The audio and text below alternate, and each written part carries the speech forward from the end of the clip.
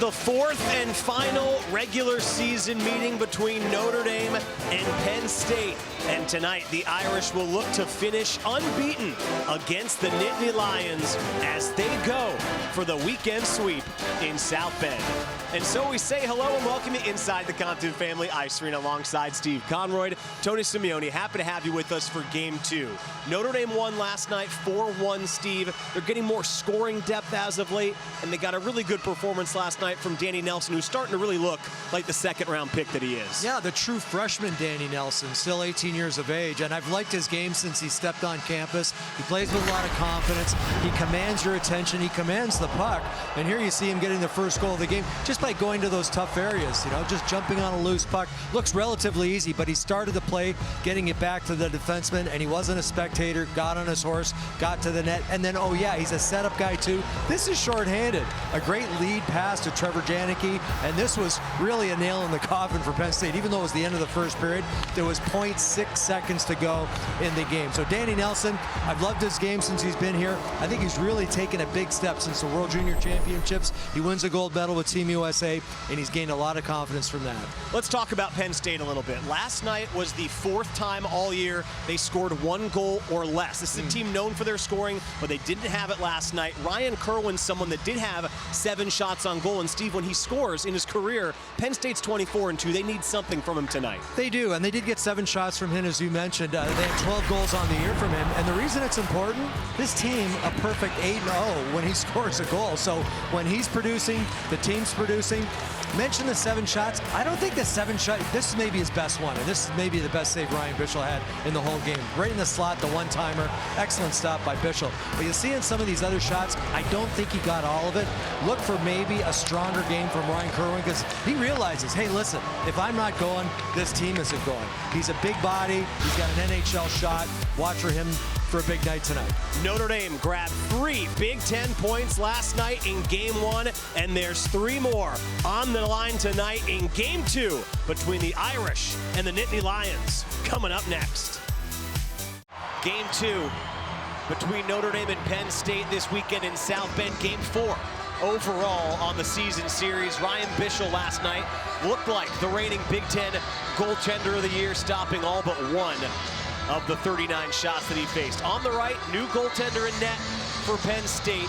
The regular starter, more frequent starter, Liam Souliere, set the program record for goals allowed in Penn State history last year. Steve, took him all the way to within overtime of the Frozen Four. It has not been his year this year. It feels like this is the night. If he's going to break out and get back on track, it has to happen right now. Yeah, it goes without saying. This is a real important game for him, especially the first 5-10 minutes of this hockey game. Got off to a really good start, allowed 2 goals or less in the first 4 games he played this year, but in his last 11, in 10 of those, Souliere has allowed 3 or more. You saw the save percentage, not flattering, just under 86%. You'll see his comparison right here. That is the record right there. 243 takes him almost to the Frozen Four. This year, Steve, he's second to last in the country in save percentage. Yeah, he's given up more than a goal per game than he was last year. And it's a funny thing with goaltenders, it's all about confidence. And you kind of pointed out, he started the season okay, but it's just been lately. Goals have been sneaking by him, and when you get a little leaky as a goaltender, it plays with your mind, and you know it's the toughest position in hockey. Real important, and just a little play like that, real important that he just keeps it simple, touch the puck, and you know, make sure you're into the game. It's also, when you think about the way he's played in them, his team's not scoring as much lately either, Steve. In their last 8 games, in 4 of them, they've scored a goal or less. Penn State's known for scoring. They're averaging close to 4 goals per game on the year, so it's not looked like the Penn State we saw this time last year. That really puts a magnifying glass on your performance. You know, even last night, they only scored 1 goal. I mean, you know, Grannon would have had to have been perfect in order for them to win, and he certainly wasn't. So, yeah, it puts a lot of pressure on your goaltender when you're not giving him some run support. Here's Brennan Ali for Notre Dame. Drops it off for Ryan Seedham, and Souliere makes his first important save of the night. Irish won 4-1 last night. They jumped up 1 slot in the pairwise to 19th. Penn State just dropped down to 21st in the pairwise. Still, they have to be looking at the schedule. There is a path for them to get to the postseason. It's going to take some wins sooner or later in conference play. They just have 2 so far this year. Guy Godowski talked to us. He said there's a path for everybody in the Big Ten. It's just you got to get hot at the right time. And all these games now, interconference within the Big Ten, they mean so much. Here's Grant Silanoff. Has the puck in the corner. He's out there with Justin Janicki, Hunter Strand. They're listed as the third line. Looked really sharp in game 1 last night. I agree. Sneaky play there. But I totally agree. You know, they didn't show up on the score sheet, Strand especially, and Silanoff, but they did the little things that win you hockey games. Irish had lost 3 in a row before game 2 last weekend against Ohio State. They won that. They win last night as Bischel makes this save off the stick of the captain, Christian Berger, for Penn State. Jeff Jackson last night, Steve, picked up win number 404 in South Bend, creeping closer to 600 for his career. Yeah, currently at 586, and I think he'd be the first to tell you, Tony, last night was probably a goaltending win, and the team played well, and they got the 4 goals, but boy, you think about that first period, they were outshot 17-4, and you looked at the scoreboard, they were up 2-0. A lot of big saves by Ryan Bischel, just calm, cool, and collected. And that filters down, and there again, a great glove save. That filters down through the rest of the team. I mean, you get scrambling, you get a couple of goals scored on you, you get scrambling, it filters into the bench. He just seems to settle things down. Part of the reason, and you'll see it, he's got an A on that shoulder. Yeah. He's an assistant captain, he's one of the captains here on the team. He's a big part of their success this year. Save percentage after last night is back to .929 for Bischel, which is 3rd best in the country. Last year, he was 2nd in the nation at .931 as Crespo shoots one from distance. The rebound was loose. Bischel went to his backside and lost his stick, but the Irish were able to clear it out of harm's way. And making snow angels in the blue paint. Cole Knuble tried to send one for Patrick Moynihan. This has maybe been the best Irish line over the course of the last few weekends. Knuble with Moynihan and the captain, Landon Slaggert, out there, listed as the 2nd line for Notre Dame. Yeah, kind of a new line because when Danny Nelson went to the World Championships, Cole Knuble took that position. There's Jimmy Dowd Jr. Dad played in the NHL. Won the Stanley Cup with the Devils, has a chance to score in tight on Bischel, and he's able to make the save. All of a sudden, Penn State has had 6 shots on net. We're 3 minutes in, so that's their MO, you know, and Jeff Jackson will be the first to tell you it's shot volume, but they've been getting some looks in some pretty key areas.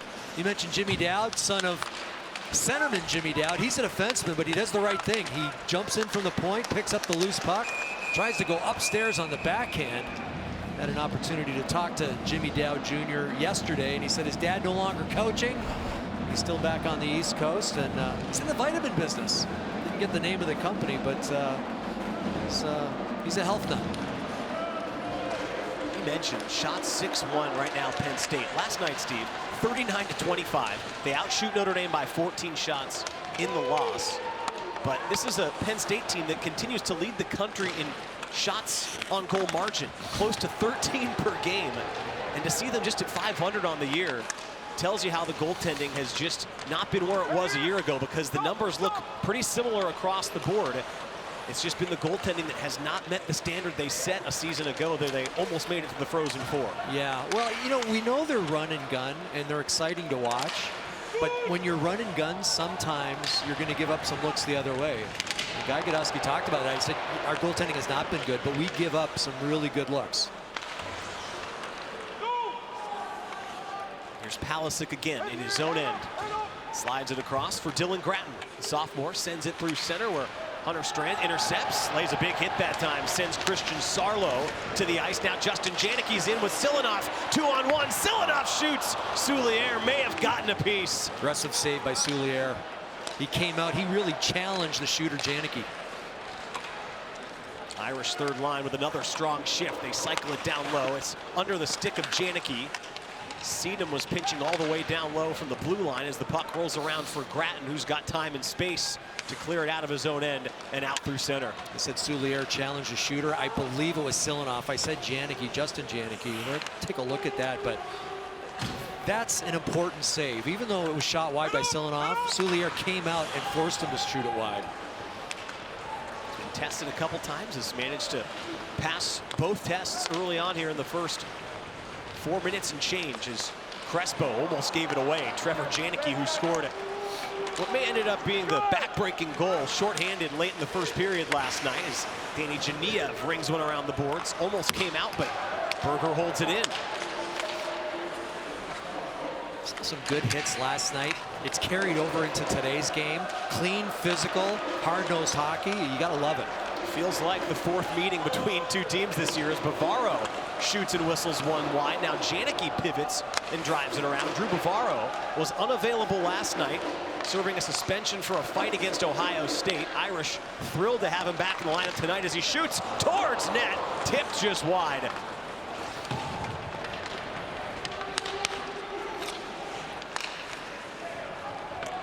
Puck cycled around below the net.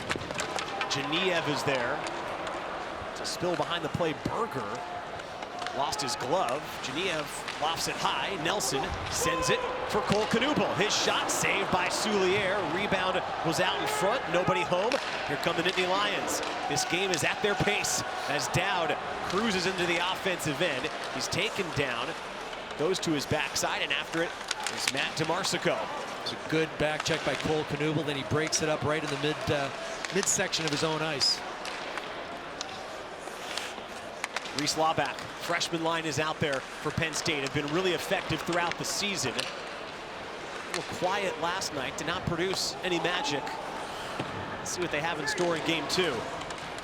Carson Dick lays it ahead for Fink, trying to work his way around Ryan Seedham. Zach Kluzinski's back for it. And now Patrick Moynihan will look to clear it out of his own end. It's held in by Gratton. His shot intercepted, then driven out back to center. Hustling back forward is Palisic.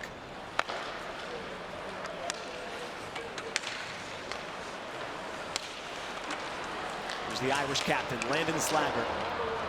15 goals on the year, 5 behind the nation's lead. He's in the top 10 in goal scoring.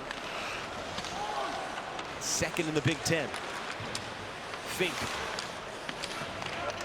Run off the puck by Seedham. Ryan Seedham scored the empty net goal last night as it's taken away by Sarlo. Here's a backhand, and Bischel is able to flash some leather and make the stop. Bucco with the really good pressure on Seedham actually stripped the puck, and that allowed Sarlo to come to the net. Bucco's such a big part of this team. You know, see him hounding the puck, lift the stick. That gives Sarlo an opportunity, goes to the backhand. Bischel makes it look easy. Tougher save than it looked, because a backhand for goalies, they'll be the first to tell you, tough to read how it's coming off the stick. But he gloved it perfectly, got the whistle, and settled things down.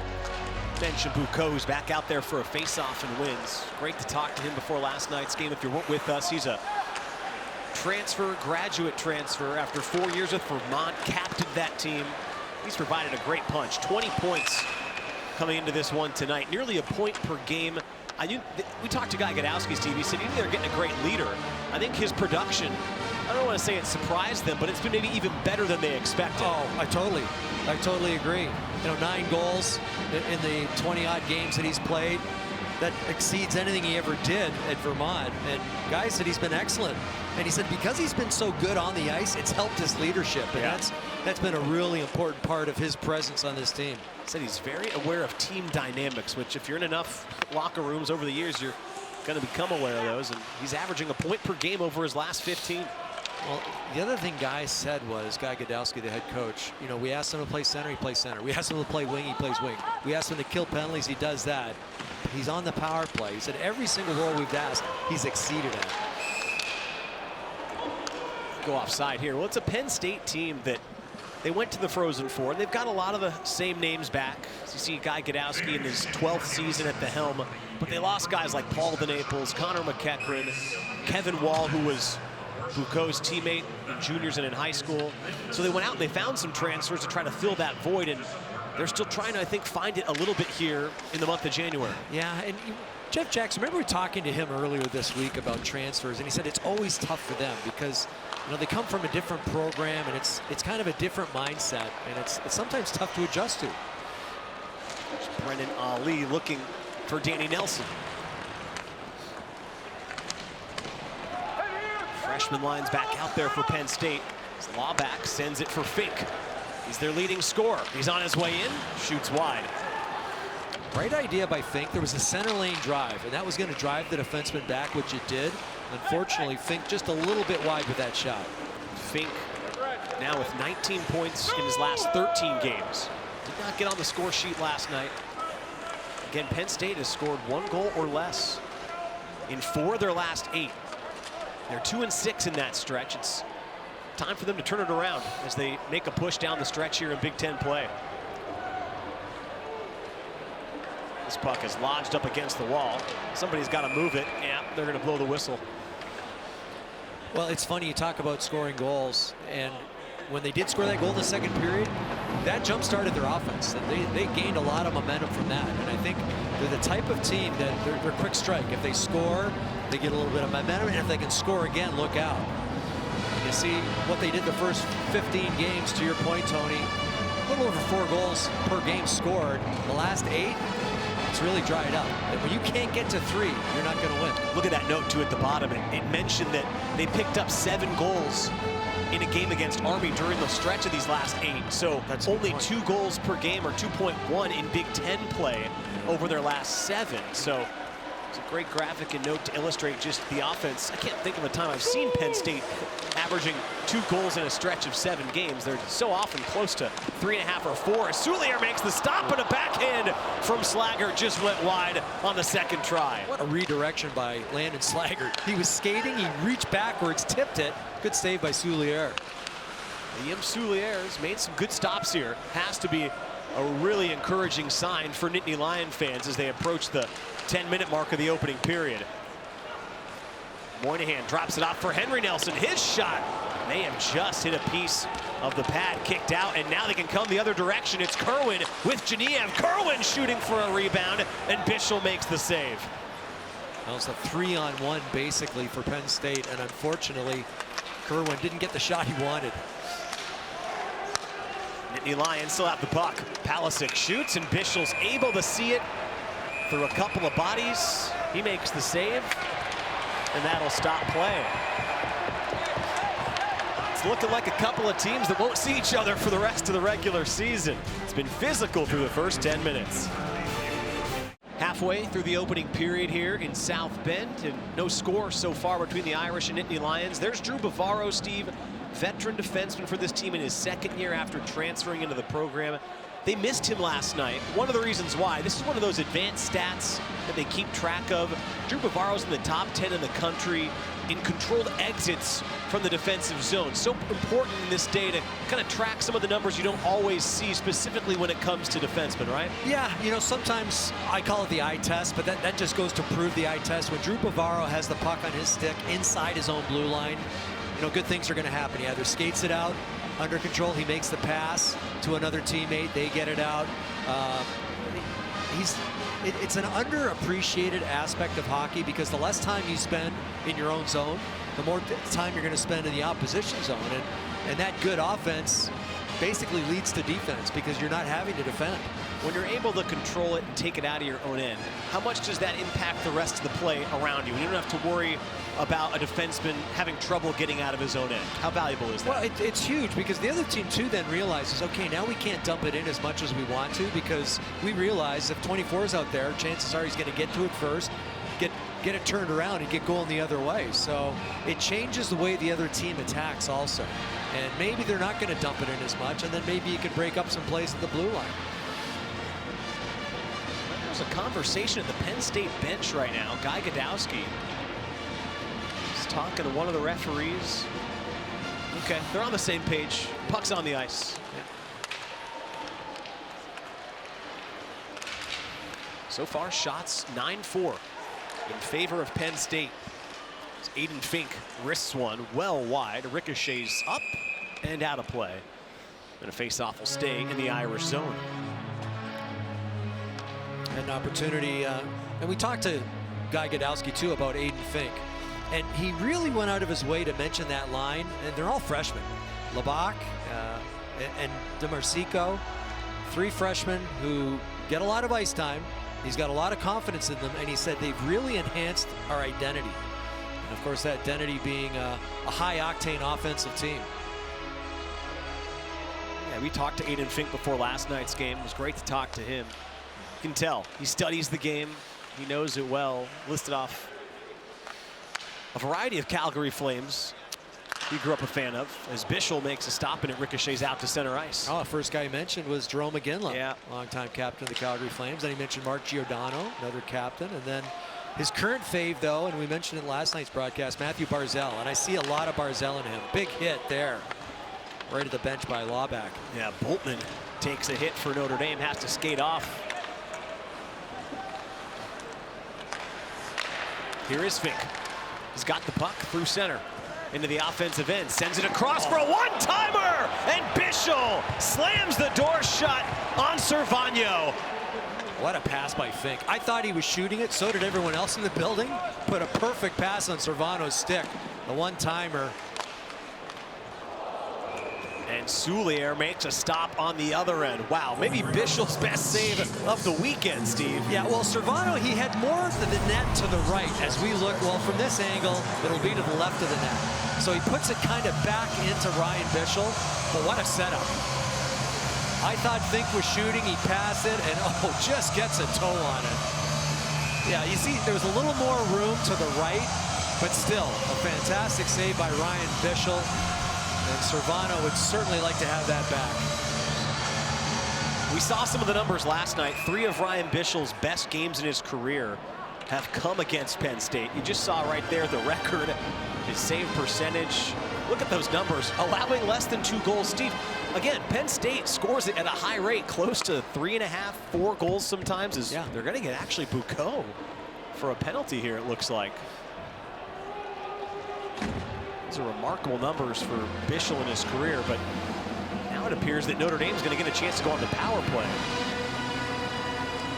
It might have been on the face-off. I don't know if you know what? I did not see that. I did not hear a call either, so referee's checking his mic right now.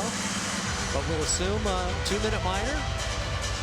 And yes, I see a 2-minute minor on the board, so Fighting Irish to the power play. Notre Dame will get a chance to go on the power play. They get a face-off violation is what the penalty is called. Okay, what might have happened is you can't play the puck with your glove. Yeah. He might have missed it with his stick, gone down on a knee, and played it with his glove. He's talking to the linesman right now while play is taking place through the boards. So now an important penalty kill for Penn State. Both teams were scoreless last night of the power play. Irish were 0 for 3 with just 1 shot on goal. One area that Penn State did a real good job was killing penalties. And they hound the puck. They're very aggressive.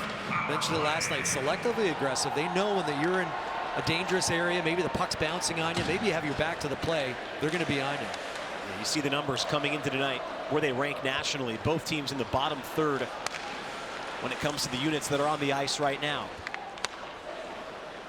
Seedham sends it for Moynihan. Back to Seedham as the Irish try to set things up on the first power play of the night. Seedham one-time drive. Soulier the stop. Rebounds loose. Strand can't get it on net. The puck goes high in the air out towards the line and held in by Moynihan. All good work by Xander Lampa, though, to force him back out to center ice. Yeah, just kind of took a stab, a swipe at the puck, and hit the stick of Moynihan, ended up punching it out over the blue line. Fresh bodies come on for Notre Dame with half a minute left in the power play.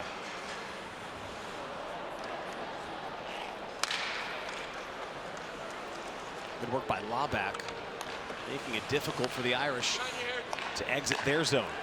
Now they make their way through center. And Justin Janicki pivots out for Bavaro, walks his way in, shoots. Soulier, another big stop. It's a great entry there by Justin Janicki.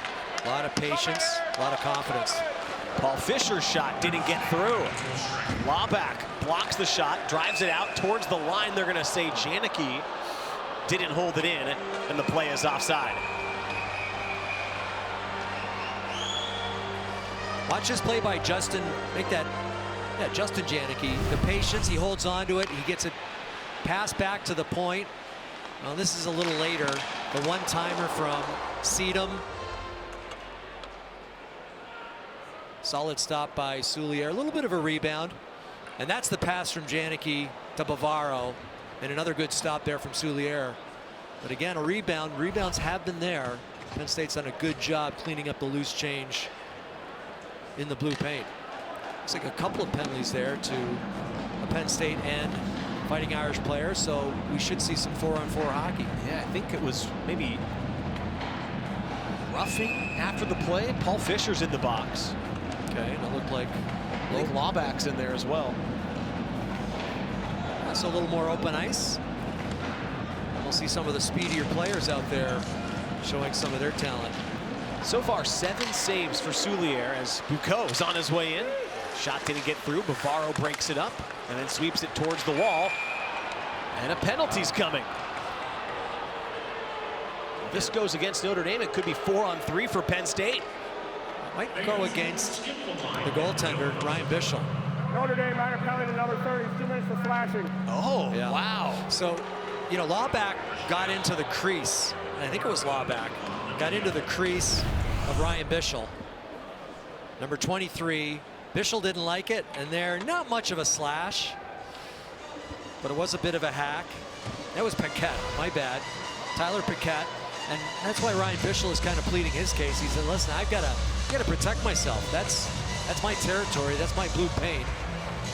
And mentioned it last night. I don't think Penn State did a real good job of getting in the kitchen, getting in the face of Ryan Bischel. They've really changed that tactic here tonight, early in this game. We've seen a number of times players getting right in the face of Ryan Bischel. How about this opportunity for the Nittany Lions? 4-on-3 for 1:45 here. Irish win the face-off, though, and they clear it 200 feet. That was a big face-off win. Here's Kerwin. Talked about him in the broadcast open. Did not score last night, but generated 7 shots on goal in his career. Penn State is 24-2 when he scores a goal. They're 8-0 this year as he carries the puck along the wall. Across it goes for Dowd. Chemiev's right over here looking for a possible one-timer. Back for Dowd. Hands it off for Kerwin. Backhand for Bischel. Makes the save and covers it. Tony, you talked about Kerwin, and when he scores the team's record, 8-0 this year. When he doesn't score, 2-10-3. And I think you'd like to have that shot back. When you're in a 4-on-3 situation, you don't want to be backhanding a puck into the midsection of the goalie, which he basically did. He's watching it on the big screen right now. Easy save for Ryan Bischel. How about this? He scored a goal in each of his first 4 games, then had a 9-game drought, then 7 goals in 7 games, and now he's scoreless in his last 3. It's been a little bit feast or famine for Kerwin this year, as the Irish again clear. You mentioned that comeback win against Army. They were down 6-2. He had the natural hat trick in that game. They eventually won 7-6. Aiden Fink with the speed, takes it all the way around, sends it for DeMarsico. Now Palisic, back for Fink, walks his way in, holds to his backhand, gets it off Bischel, gets his rebound. Oh, Knuble breaks it up in close. Fink's got it again. Still 20 seconds left. DeMarsico, across it goes. Fink lost it, and now Slaggert has it for Notre Dame. 2-on-2 with Knuble. Cole Knuble tried to backhand one for Slaggert. Takes a hit in the corner. The final seconds of this 4-on-3 about to expire. It'll now be 5-on-4 for a few seconds as this puck is tipped towards Bischel with 5 seconds to go. And the Irish have killed it off. You know, when you're in a 4-on-3 situation, you want to get some one-timers. They didn't get any one-timer looks. And part of that was because the passes just weren't in the wheelhouse. Those passes have to be perfect. You've got lots of ice. You've got to spread it out, but you've got to get one-timers on the net. Approaching 4 minutes left in the opening period. Shots similar to last night. It's 14-7 in favor of Penn State. Nittany Lions are happy, though, that they at least find themselves still in a tied hockey game. It was 1-0 at this juncture in the game last night. They gave up a late one in the final second of the first period. and trailed 2-0 after one. Tyler Paquette can't get it out. Hunter Strand intercepted. They harass him and still will not let the puck get out. Strand takes it away for Notre Dame before it's poked free by Servagno. He stretches ahead for Paquette, who takes a big shoulder from Boltman. Great read by Jake Boltman. He saw that pass coming, got a shoulder into Paquette, knocked him down just outside the blue line. Plenty of noticeable physicality in this one. One high tempo too, you know, it's like speedy hockey, but it's physical. Jake Boltman, the draft pick of the Calgary Flames, who's known for his shot blocking, also known for some big hits, and there against a pretty good body, pretty big body in Paquette, who's 6'3", 217 pounds. Jake Boltman, a big man himself, 6'1", a little over 200 pounds. Drafted by the Calgary Flames back in the 2020 draft. He had 4 block shots last night, Tony. The team had 22. He had 4 of them. He's been really solid for the Irish, really ever since he got here. Back in the lineup tonight. It's game 116 of his Irish career. Ryan Seedham drives it around. Soulier stops it behind the net.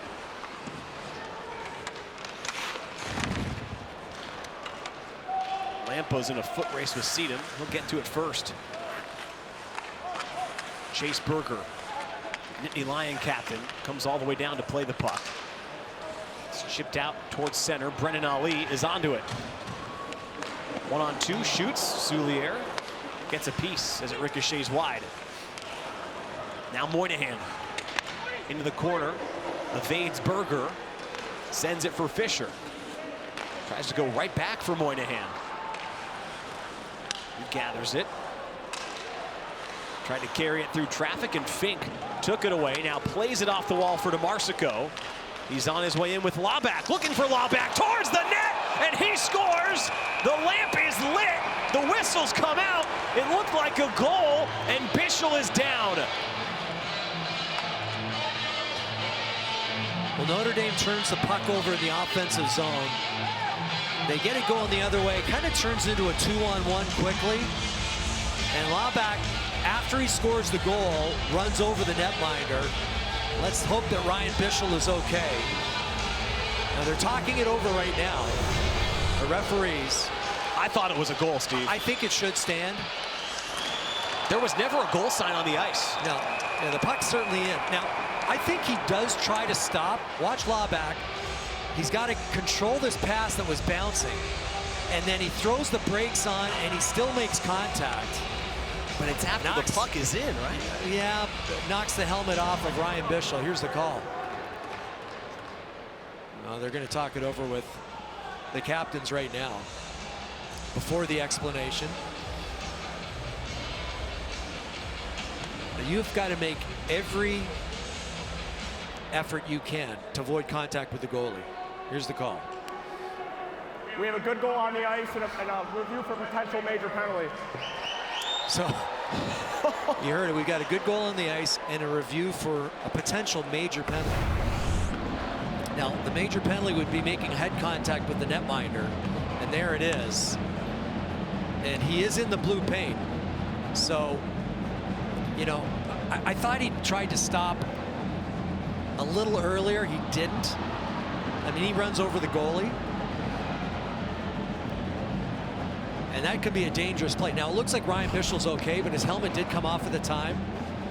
Now, I'm wondering, Tony, could this be a good goal and a major penalty? I'm looking at the rule book right now and trying to see if that can be the case, because to your point, I think there's some contact there. I think the puck goes in first. Yeah. Now there's great sensitivity to head contact. We've seen it throughout the years.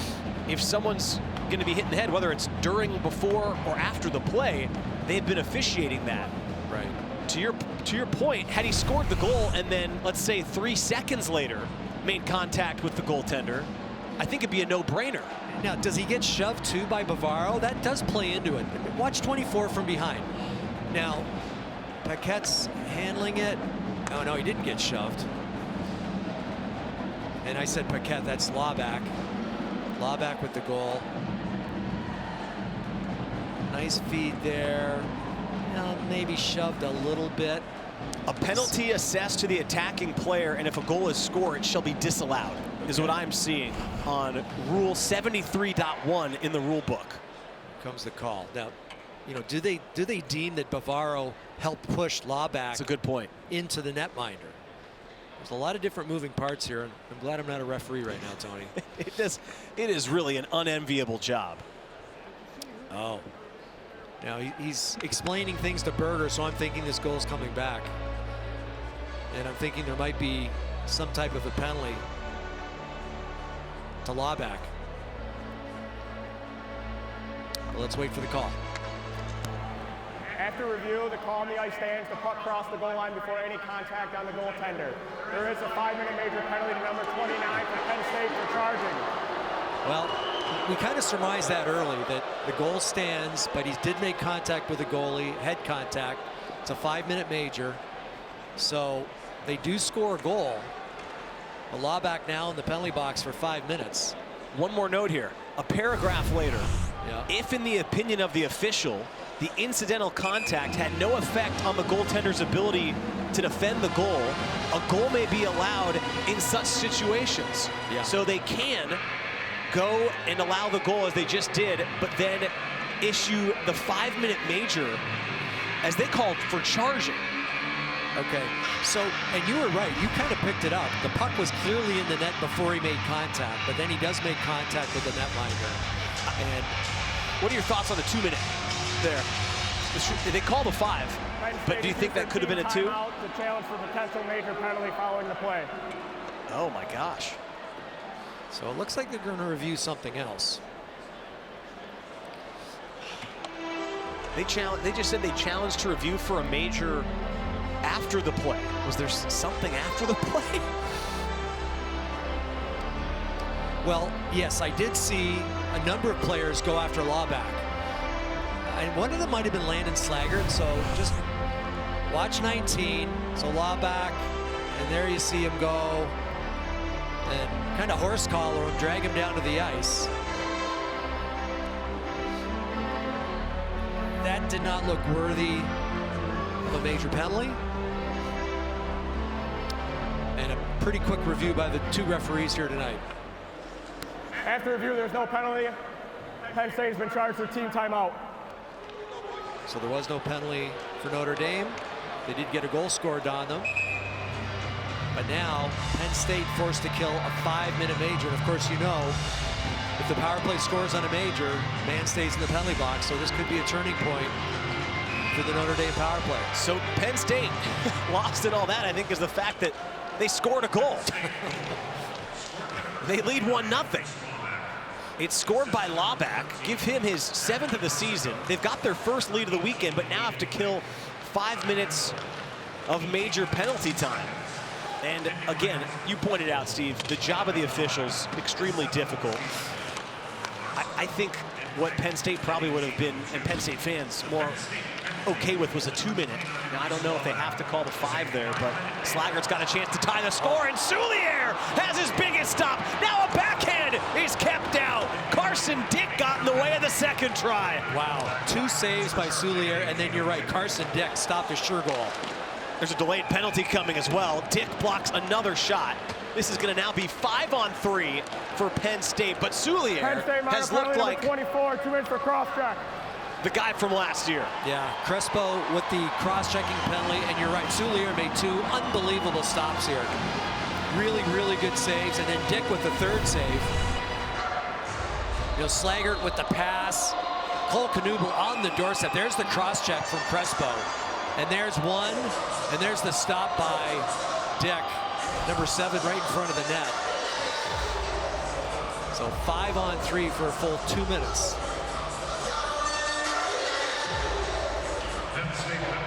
What an interesting end to the first period. Still a minute and change left. See what happens. 5-on-3.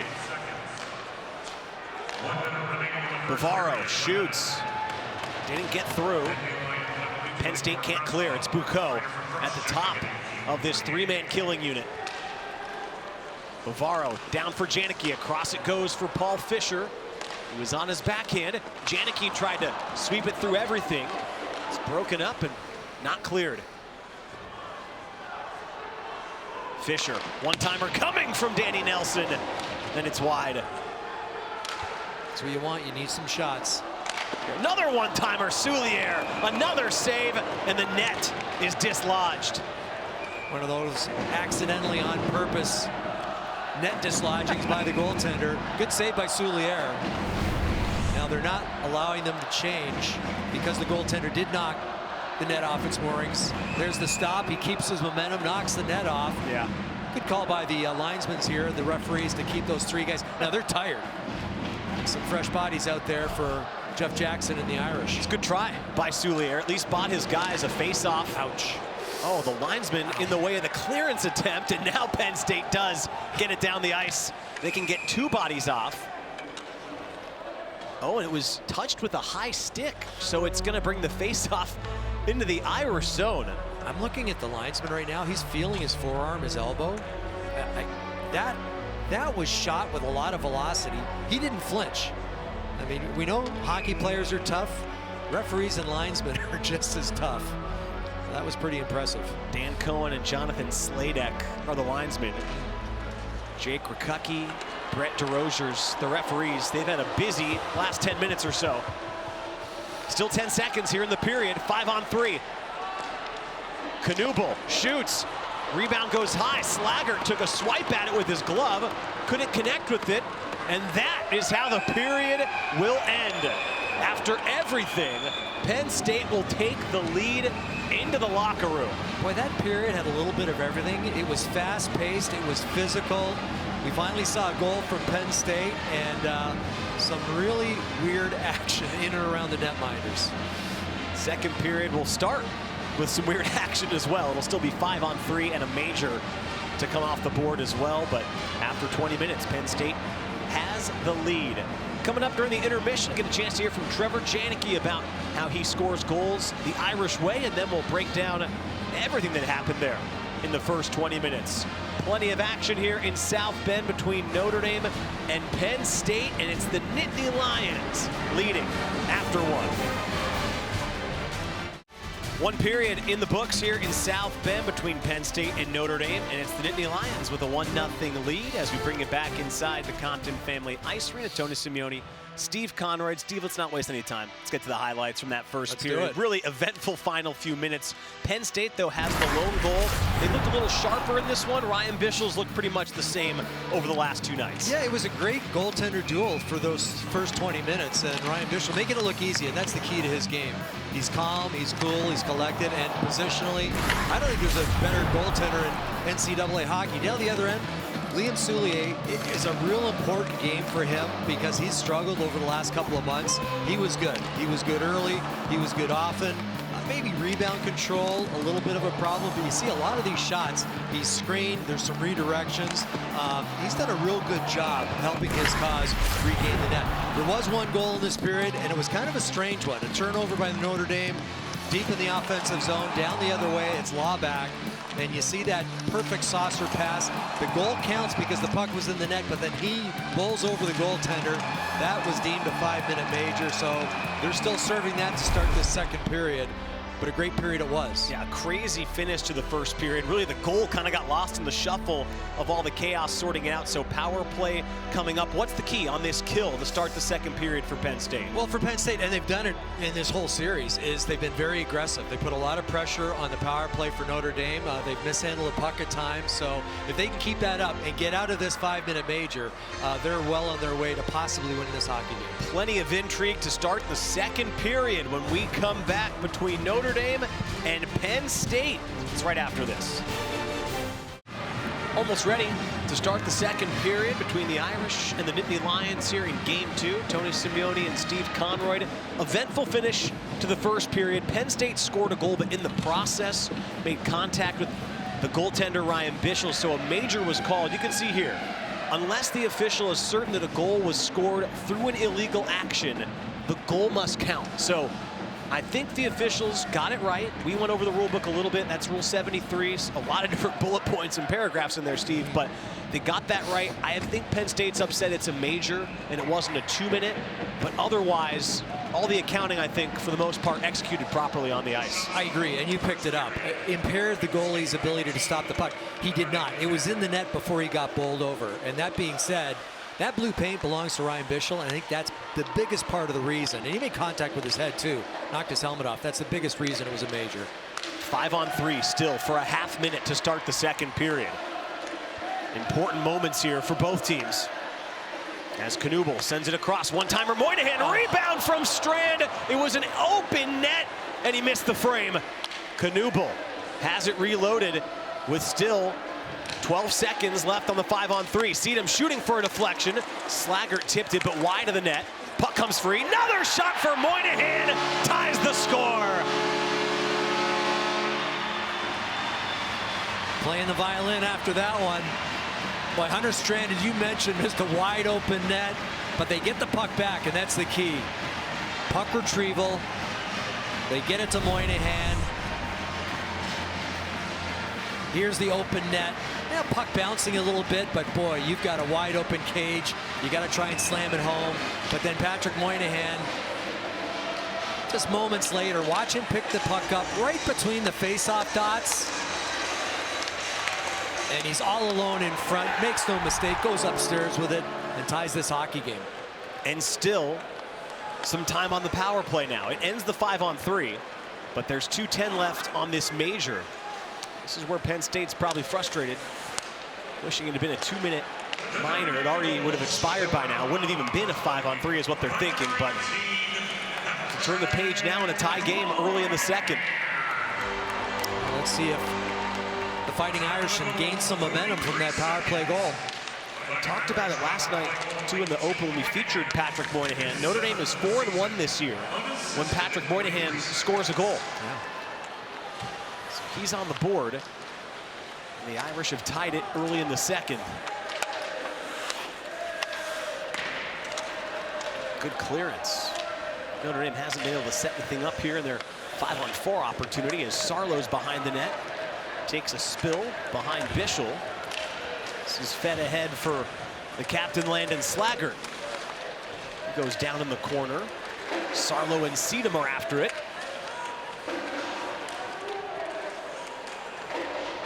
It's wedged up along the wall.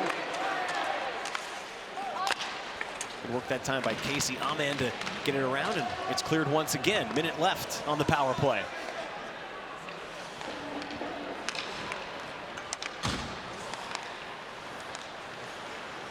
Slaggert, had it taken away. Carson Dick working his way in.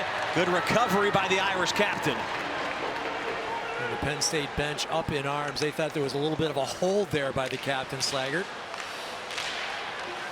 Slaggert's got it again.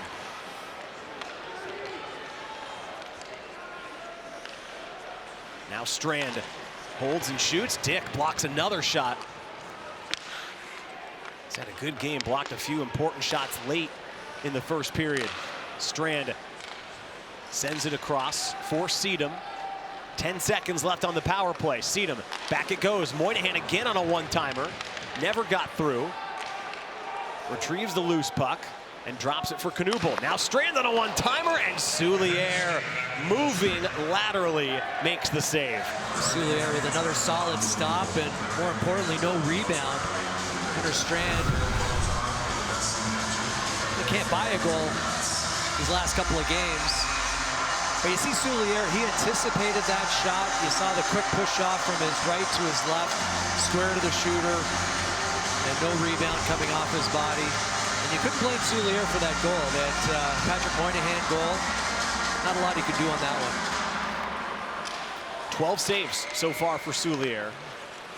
He's had an outstanding year last year, set multiple Penn State records as they're back to even strength here.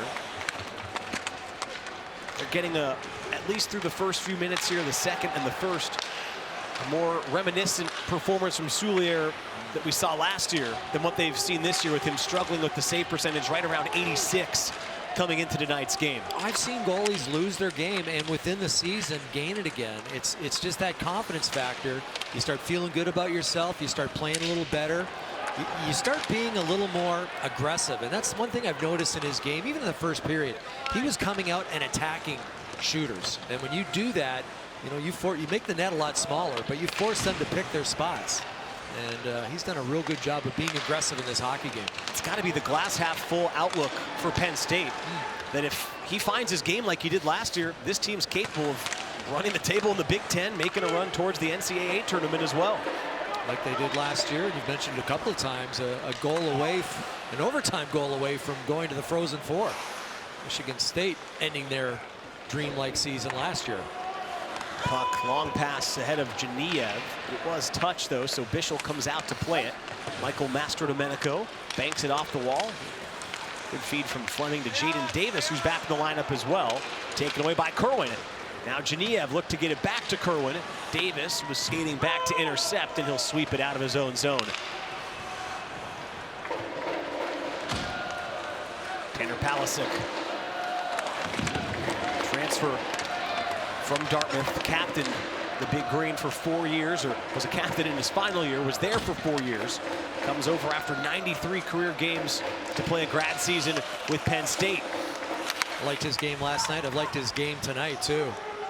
It's a Pennsylvania kid. Mastrodomenico shoots deflected just wide. Aliquippa, Pennsylvania, just outside of Pittsburgh. Yeah. As now Bucco has it. He's another fifth-year graduate transfer. Again, mentioned it last night. You get Bucco, you get Palisic, two guys that captained other teams to add to your roster. It's got to be so comforting for Guy Godowski knowing that when you're bringing players in, they're guys that have played a lot of hockey and then also have earned the respect of their previous team's locker rooms along the way. Yeah, you know, that leadership quality, you can't have enough of it on a team. It's like having a coach on the ice. I can remember playing in the Calgary Flames with Dougie Riseborough, longtime Montreal Canadian. He was a leader, and he was just like having a coach on the ice. And for the young guys, there's a lot of freshmen on this Penn State team. For the young guys, that means so much. Here's Jimmy Dowd Jr. drives it on Bischel. He had to fight it off with his blocker. Bavaro takes it. He's going to speed his way out. Send it ahead for Moynihan. The puck came out, so the Irish have to tag up.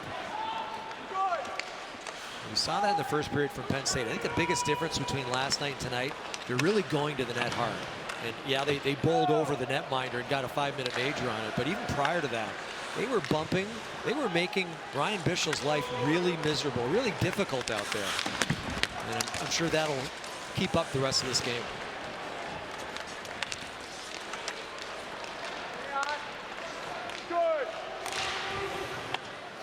Around the net it goes. Cole Knuble is after it for the Irish. Had a 4-goal weekend at the end of December against Augustana. As now Fink has the puck in transit. He'll drive one, didn't catch it cleanly. Laback is there to send it out for Berger, whose drive is blocked by Trevor Janicki. Good block by Trevor Janicki. He actually tried to run over Berger afterwards and ended up taking the worst of it.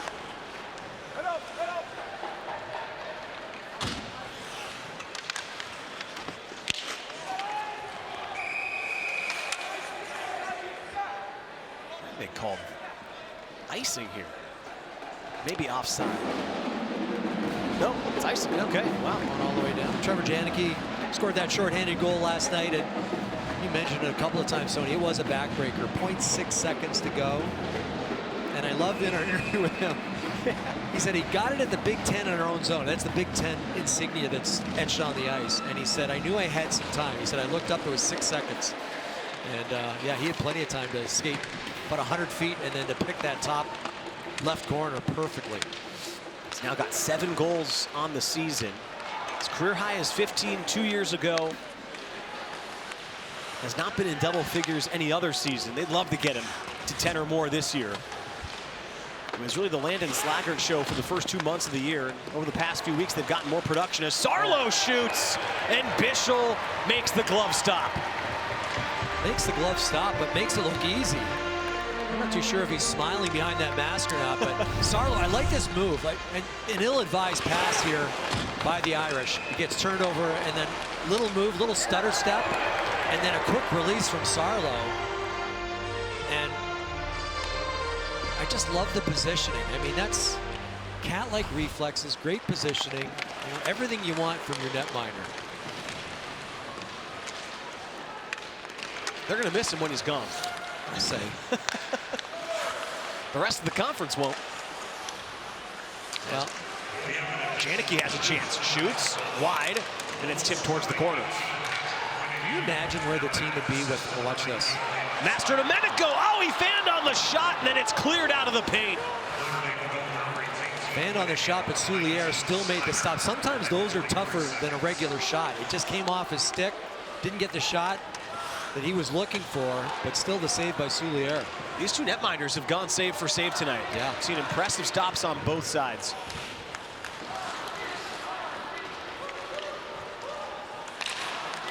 Fleming backhands, it gets through. Carpenter manages to get a shot on Soulier, and he's able to make the save. Carpenter then again intercepts at center and drives it right back in. That fourth line was really good yesterday. Brady Bork getting his first opportunity to play, not in the lineup tonight, but Carpenter, nice shot there from basically 20 feet out.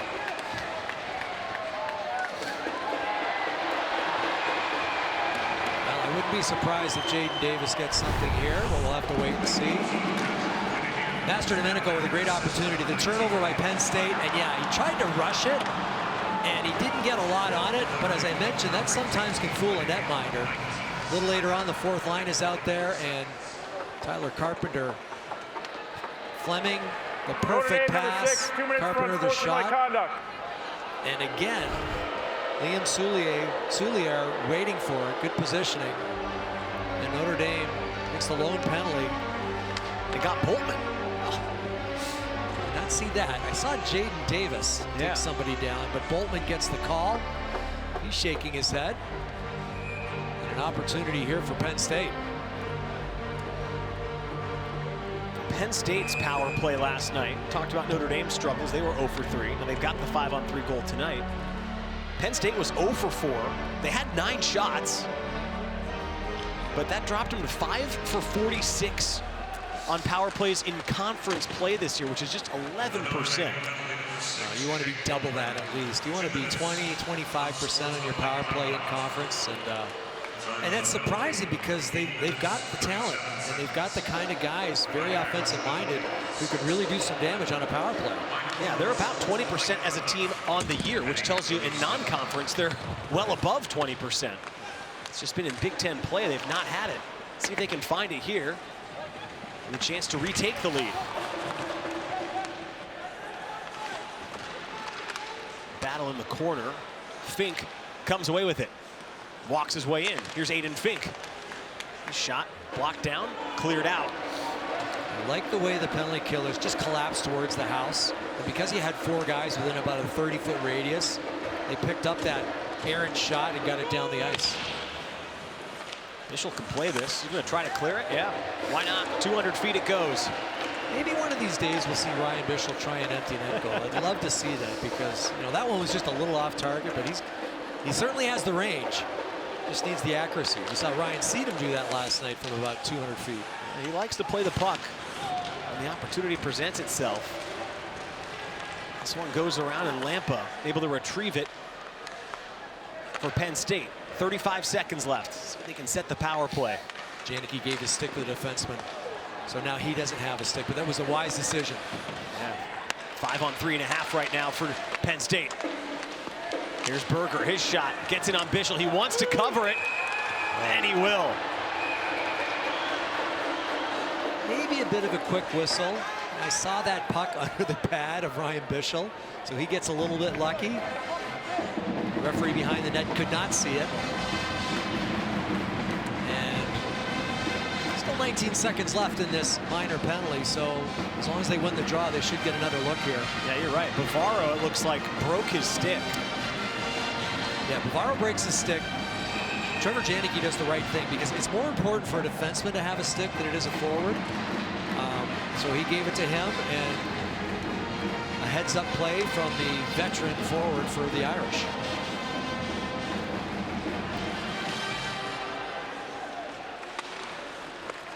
Penn State controls it. Crespo shooting for a deflection. Bischel makes the save, can't cover, and the puck rolls towards the corner. Good keeping that time by Lugris, who scored the lone Penn State goal last night as the final seconds come off the clock.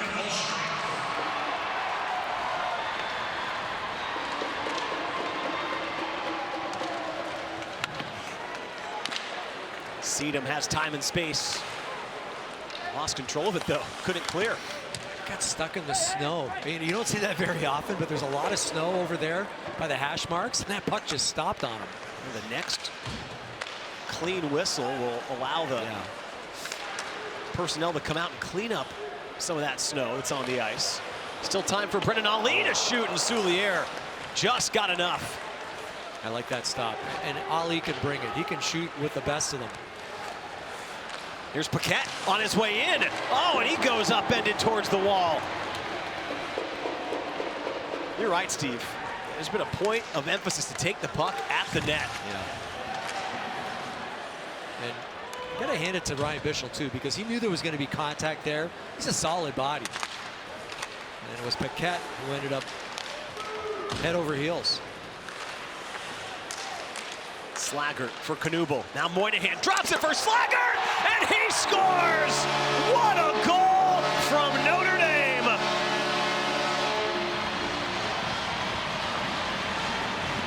Well, that's just pure chemistry there between Moynihan and Slaggert. Moynihan knew exactly where he was going to be. A no-look behind the back, between the legs pass. Knuble gets it deep. I think that Slaggert gets it deep. And there's that pass between the legs. There wasn't a lot of room there, but Moynihan knew exactly where Slaggert was going to be. He drives the middle. He clears a lane. Two guys come to him. He drops it back. Slaggert's open. And a really quick release from Landon Slaggert, the captain. He gives them the 2-1 lead.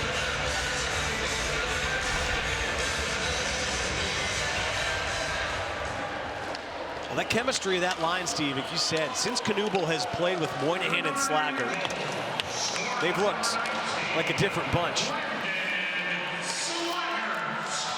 Now turned a 1-goal deficit into a 1-goal lead. Bischel makes the save, and it goes up into the netting to stop play. The captain, Landon Slaggert, has his 16th goal of the season. He and Patrick Moynihan have given the Irish the lead. There's a look at Landon Slaggert on the right side of the screen, captain for Notre Dame. This is up to the minute, Steve. He's 4 back of the lead. You see just one guy, Jimmy Snuggerud in Minnesota, ahead of him in the Big Ten, so he's 2 behind the lead in the conference. I mean, there's a path for him to possibly lead the country when it's all said and done in goal scoring. Would be something else. Absolutely. Currently tied for 6th, and it wouldn't take much. And, you know, he's a streaky scorer, so plenty of hockey left in this game. Notre Dame is also very good when he scores a goal. There's a lot of guys, when you look at the roster, you talked about Kerwin earlier, they're 24-2 when Kerwin scores a goal in his career. Slaggert this year, when he's scored, they've been outstanding. We mentioned earlier Moynihan, when they score a goal, the Irish are 4-1. So they've got a goal for Moynihan and Slaggert. Have to be feeling good about their chances tonight. Moynihan had that big weekend, and Ohio State picked up 4 points. Another strong game here tonight. Jeff Jackson talked about it. When he hits the hot button, he can be one of our best players. It's going to be an interesting 7 minutes as well here for Penn State. See how they respond. You weren't with us last night. One of the more interesting stats for them as a team this year is half of their 10 wins, 5, have come when they've trailed at the midway point or later in the game. And here they are again, trailing past the midway point, but with an opportunity to claw back into it and find their 11th win of the year. And it just feels, Steve, like this is a game they have to get. They've only got 2 conference wins so far this year. They lost last night. They've gotten the goaltending, frankly, from Soulier that they could have asked for and expected last year. They haven't really scored the way we have gotten accustomed to them over the past 2 months. No, you hit it right on the head. Oh, nice save there from Soulier. That was a broken stick to a block broken stick. And Penn State continues to block a number of key shots here. You mentioned Dick earlier in this broadcast. The forward, big number 7. He's blocked a number of big shots from the point man. Another one doesn't get through. I think it was Crespo that time that blocks it. This one's fired intentionally wide. On the game, it's 12 total block shots for Penn State.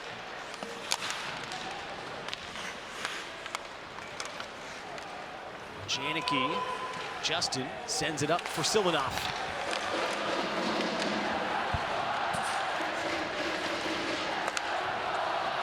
Crespo. Puck, I think, came out. Yeah, they're going to say the Irish are offside. Slaggert has looked like a different man in this hockey game. It started early in the first period. He got a couple of touches, made some saves, some routine saves. But here, that's anything but routine. Kind of a redirection and shot by Justin Janicki. Slaggert kicks out that left pad. He's not an overly big goaltender. You know, you look at his stats. He's 5'11", 180 pounds. But he's very quick. He's powerful. He's got a big lower body. He's very powerful post to post in that blue paint. Slaggert's got it again. Was looking for Moynihan. Those two have really developed telepathy out there. Bavaro, time and space. Bavaro shoots, hit the crossbar. I think it was deflected by Knuble. Bavaro's got it again. One more time, winds it up. Slaggert, another big glove save. Bavaro again. Carries across the line. Tried to take it down low. Lampa intercepts, floats it ahead, was looking for Lugris. Back forward is Paul Fisher for Notre Dame. That Lampa line has had their hands filled with Slaggert, Moynihan, and Knuble. Less than 5 minutes to go here in the second. Penn State led after one. Irish scored a 5-on-3 goal to tie it. And then a beautiful pass from Moynihan to set up Landon Slaggert's 16th goal of the season. He's giving them the 2-1 lead. Danny Nelson's into the offensive end. Backhands it in front. Extra feed for Janicki. Ricochets out for Mastro Domenico. Then he looked to go backdoor, and it's intercepted by Jimmy Dowd. Not sure Mastro Domenico maybe rushed the pass, but he put it right on the stick of a Penn State player. Some heady passes by the Irish just prior to that.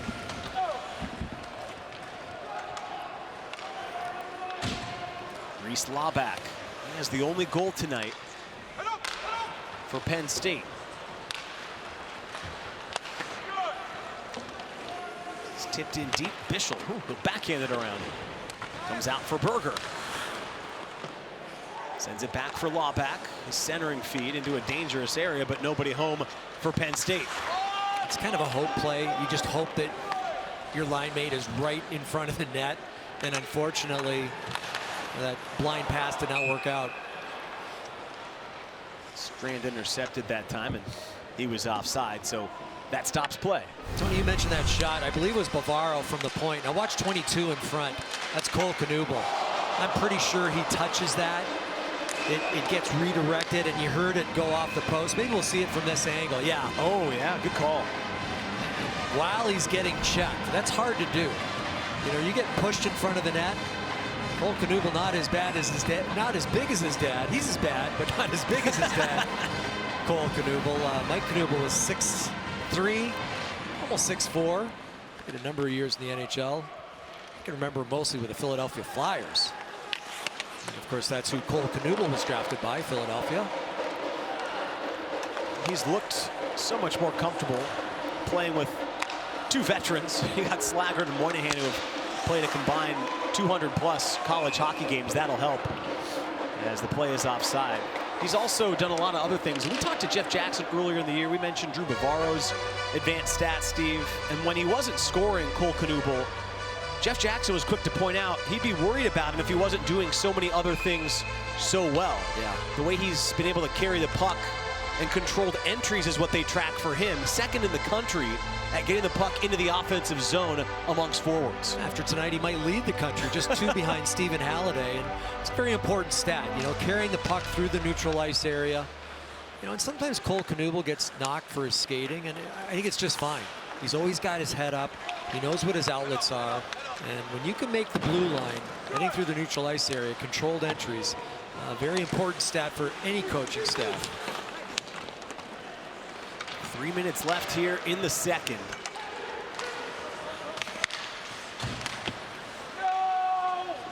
As Penn State tips it in deep. Shots right now 24-19. So similar to last night, after an early edge in favor of Penn State, they've evened out a little bit as Knuble has the puck again, looking for Moynihan, who's tied up by Kerwin. Good work with his stick. Didn't allow him to get to it, and he breaks it up. Yeah, Kerwin's a pretty big body at 6'2". Ali wrists one. Soulier makes the save.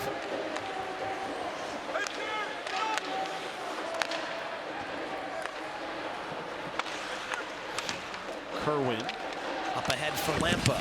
Again, his father, Brent, played at Notre Dame back in the early 90s from 1991 to 95. The centering pass chips out towards the neutral zone, and Trevor Janicki's after it. Palisic knocks him off the puck, but then Nelson gets on it. Soulier makes another big save and smothers the puck. Love the way Danny Nelson fights through this check. Kind of like Trevor Janicki. Trevor Janicki was getting lined up for a big hit along the boards. I believe it was Palisic right there, but he gets through it. He fights through it, and then right there, just kind of waltzes around that check of Cervagno and gets the shot on net.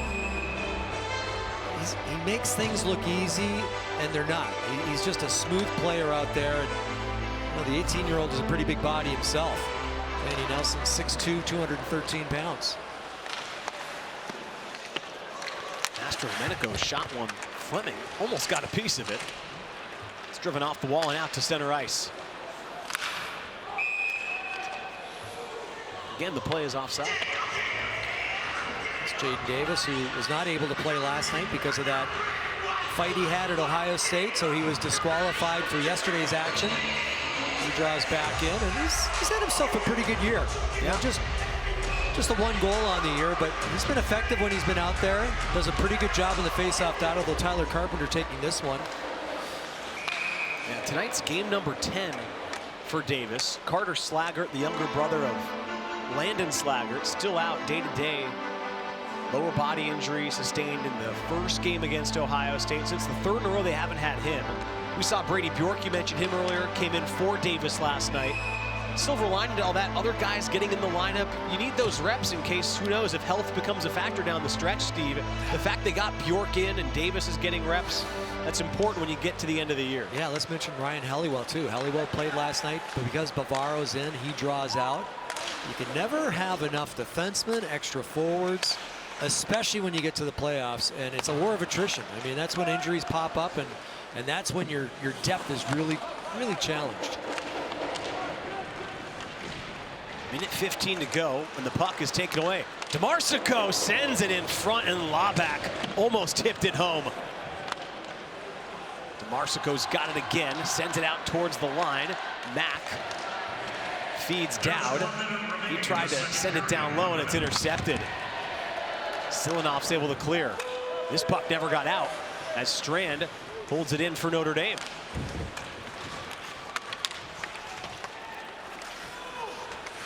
Here's Moynihan. What a period he's had. A goal and an assist. You can tell when he's feeling it. You can just see it in his confidence. His feet get a little faster. Always making the right decision.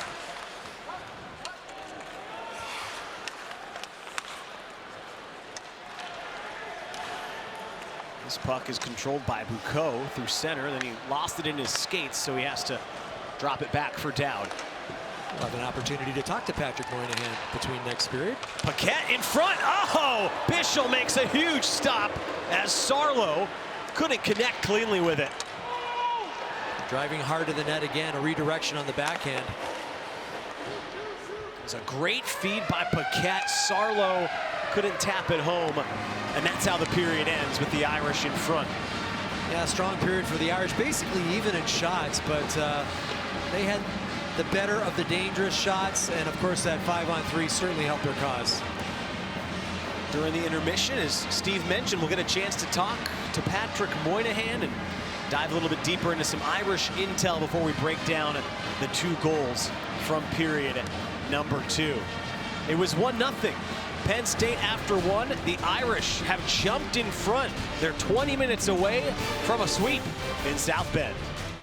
All right, back here inside the Compton Family Ice Arena, joined now by Patrick Moynihan. Had a goal and an assist in the second period. Patrick, just what'd you see that allowed you guys to have some more success there in period number 2? Yeah, I think after that first, we kind of just want to get back to our game, just getting pucks in. And I think for us, we haven't been great in the power play this year, so I think we needed a goal there, and we had a lot of chances. So I think we were just lucky to capitalize there and just get the momentum going. So we're excited for the third. Yeah, I liked your power play goal, Patrick. I want to talk about your assist, though, to Landon Slaggert. You guys have a special chemistry. What did you read on that play? Yeah, I mean, I'm fortunate to play with Lando and Noobs, and I guess we kind of have some chemistry built up from years past. So kind of just closed my eyes. Hopefully Lando was there, and he made it look pretty for me. So I got to thank him later for that. Patrick, last one here, just with 20 minutes between you guys in a sweep. What's going to be the biggest key to finish this one off in the third period? I think we just got to empty our tanks, with the bye week next weekend. So just playing Irish hockey, getting pucks in, playing hard, and just getting to the net. So excited for it and looking forward to the next period. All right, Patrick, appreciate it. Thanks for the time and good luck the rest of the way. Thank you, guys. Appreciate it. All right, there's Patrick Moynihan, a big reason why Notre Dame has a 2-1 lead after 2. Third period coming up after this. Penn State led after 1 period, but in the second, Notre Dame scored a pair of goals, Steve. They now lead 2-1 because of these 2. Yeah, this one 5-on-3, and Penn State can't get to the loose puck. Notre Dame does, and it's Slaggert who gets it out front to Patrick Moynihan. He realizes there's lots of net open upstairs. That's where he goes. An important power play goal. And then later on in the period, it's again the Moynihan-Slaggert connection. And we heard from Patrick Moynihan saying he just closed his eyes and hoped that pass would connect. It certainly did. And he knew exactly where his teammate was going to be. Landon Slaggert picks it up and gives them the 2-1 lead. And now a very important 20 minutes for both teams. Notre Dame heard Patrick Moynihan mention it in our interview. Kind of something we alluded to last night, Steve. No games next weekend. They're on the bye. May as well empty the tank. Those are his words. And then Penn State, gosh, they need a win in a bad way. They've lost 5 of 6. You can tell they're getting some goaltending from Soulier. Steve, I think if they could win this game with the way Soulier has played, they suddenly wake up going forward in the Big Ten with 4 against Ohio State, a team that just hasn't been the best this year, been getting beat up on by a lot of teams in conference. This would do a ton for their confidence going into the final month and a half of the season. That's a great observation, Tony. You need goaltending. And in fact, Guy Godowski said himself, you need great goaltending in the Big Ten. And tonight they've gotten great goaltending so far. I know 2 have gotten by them, but one was a 5-on-3. Soulier has been real solid. And this shapes up to be a real good 20 minutes because, as Patrick Moynihan said, they live with this game for a long time. They're off next weekend, so it's 2 weeks between games. And when you get to live with a game, on a penalty here for Penn State. Ooh. It looks like a hooking call, and they can't believe it. Looks like Jimmy Dowd might be the guilty party. But when you got to live with a game for a couple of weeks, you make sure. Number 6, 2 minutes for hooking. Hooking the call on Dowd. You make sure you empty the tanks, and they're going to be giving their all, and they're going to get an opportunity here to extend the lead. Let's see the hook on, and there's one of those controlled entries we talked about with Cole Knuble, and boy, it wasn't much. It wasn't much, and really surprised something like that gets called, but it did. And Penn State has to kill this. Gave up a 5-on-3 earlier. Otherwise, their penalty killing this weekend has been quite good. Handled all the 5-on-4s. Again, after tonight, they've got 6 of 8 at home in conference as Bavaro shoots. Soulier sweeps it aside. That was redirected by Trevor Janicki. That's another good stop by Soulier. Got him now with 20 saves on the game. Oh, good work by Bavaro. Prevents that from getting cleared, and they can keep the power play set.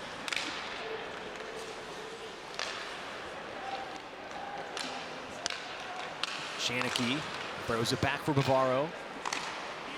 Now across for Paul Fisher.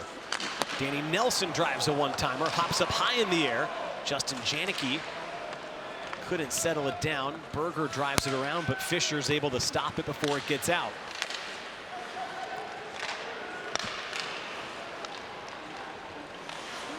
One-timer from Fisher. It's escorted into the corner.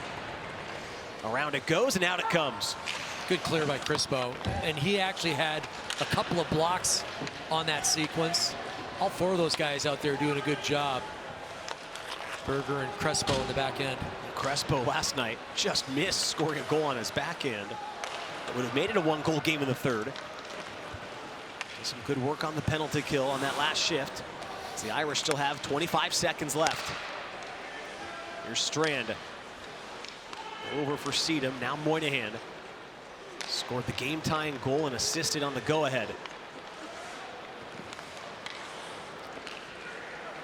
Moynihan for Knuble. Back for Moynihan in the slot, and he does it again! Patrick Moynihan with his second goal of the night.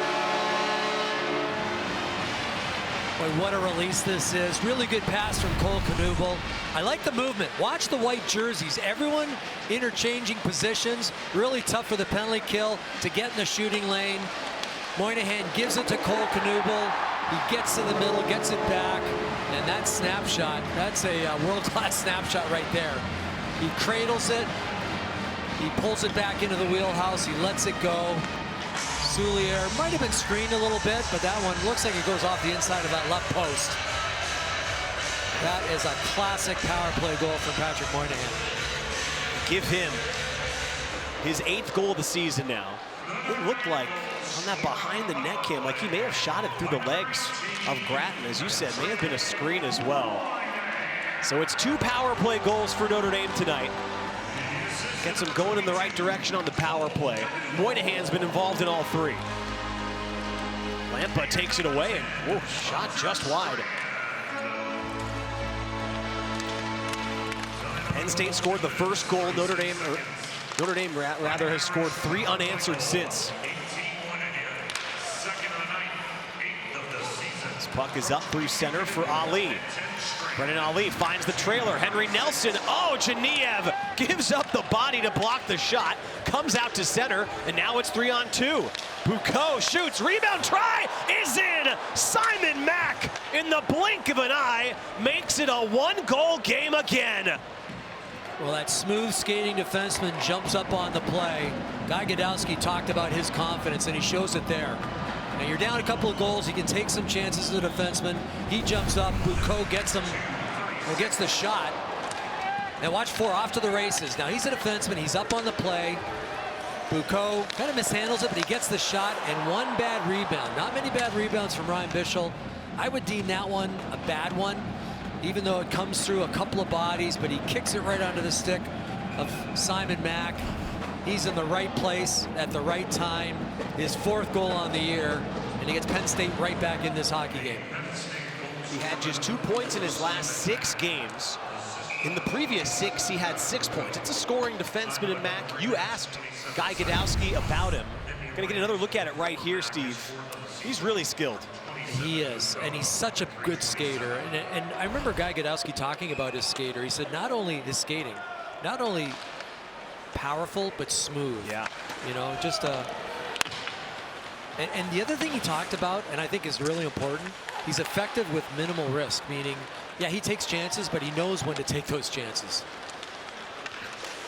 Also, too, have to make a point that Geniev, he blocked that shot, really gave up the body, and then just by happenstance, the way he blocked it, the puck ricocheted all the way out to center and started the 3-on-2. That was just a huge play for Penn State. Didn't have to linger with that 2-goal deficit. Managed to make it a 1-goal game right away, Steve, which I think, I don't know, that has to do wonders for the bench. There's so much time now to find that equalizing goal. Well, it does, and then you look at the way that these penalties have kind of been handed out. It wouldn't be surprised if Notre Dame gets the next penalty. Not that that's the way it always works, but right now they've got a little bit of momentum. Simon Mack, their most offensive defenseman, gets them back to within 1 goal. And now you don't have to take quite as many chances. We saw Mack up on the play, but we mentioned it before. Penn State, they like to score in bunches, and that last goal seems to have ignited their bench just a little bit. And the freshman line is out there. Laback sends it for Crespo. Carries, shoots for a tip that time for DeMarsico. Bischel's able to see it and glove it down. These guys have done a lot of heavy lifting. Tonight, Steve, on the line chart, he's listed as the 4th line, but they produce like a top line can. They have a lot of skill. Well, it's funny, when we talked to Aiden Fink, and there's Aiden Fink, one of the freshmen, about that line, he said they hang around a lot with each other.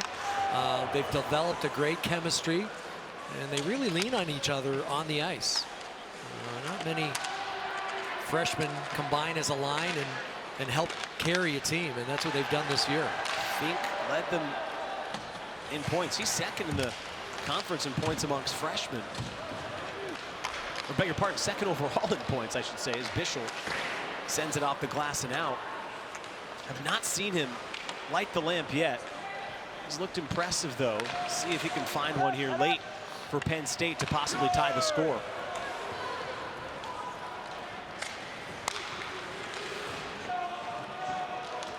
It is Fink that chips it down low before going off for a change. Dix after the puck. Servagno joins the action in the corner as well.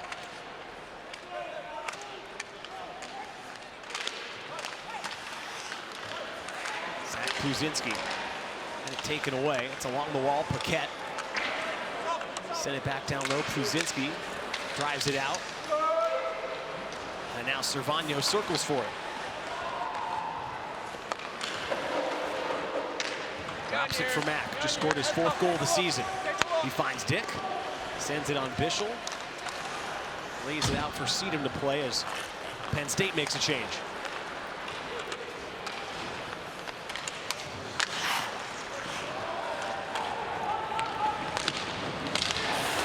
This puck's driven off the wall, all the way back out. Penn State does well to clear it out of their own end. As Palisic now carries it into the offensive end. His shot is blocked by Henry Nelson. Henry Nelson having another strong game. Palisic, love the way he skates. He's another smooth skating defenseman with some offensive upside. Dangerous feed that time from Geniev, but it works out. Gratton drops it for Lampa, who shoots it into the gut of Bischel. I think he was hoping for a rebound, and you can't get it up into the midsection. That's the softest part of a goalie. It's typically going to stick there like Velcro. You want to get it about 3 or 4 inches off the ice so it comes off those leg pads. And it didn't. Ryan Bischel gets another whistle off to his left. Face-offs tonight. Notre Dame in front 26-20 against Penn State. Last night, Irish won 64% of the draws. 32-18 against Penn State. It's been a real strength for Notre Dame in the circle this year, with, quite frankly, a lot of freshmen taking draws as well. As Boltman skates in and shoots, and Soulier stops it easily. Yeah, the 2 guys who took the most draws last night, Danny Nelson and Cole Knuble, as you mentioned, Tony, both freshmen. Taking the lion's share tonight. Knuble's taking 18 as Bavaro's got it in the slot. Hit the post. Knuble's second try is shut down by Soulier. Good recovery from Soulier. After it goes off the post, the Knuble shot. Soulier waiting for that. The follow-up attempt right into his midsection.